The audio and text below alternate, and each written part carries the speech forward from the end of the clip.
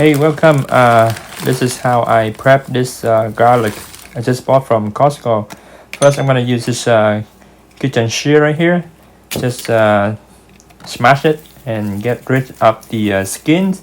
And now I'm gonna separate the big garlic versus the small one to a size. And I'm gonna repeat the process. Use the kitchen shear to smash the big one. The big one are very easy to peel off.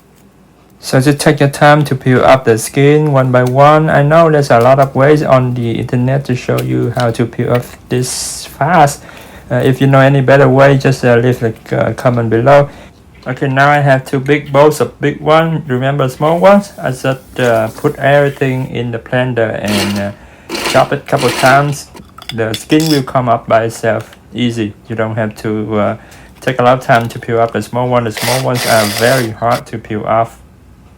Okay, the hardest part is skin off already done, and now just use this machine to mince it, chop it the size of garlic you want.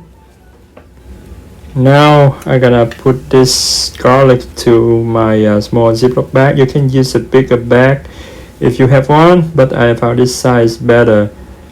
As you can see what I'm doing right now, I use the chopstick to separate them in many cubes. This is very easy. Just take time at the beginning, and when you cook you don't have to worry about the skin peeling off every time. Just repeat the process and put in a freezer, and every time you want to cook, just snap it, take 1 or 2 hours. Okay, thank you for watching, guys.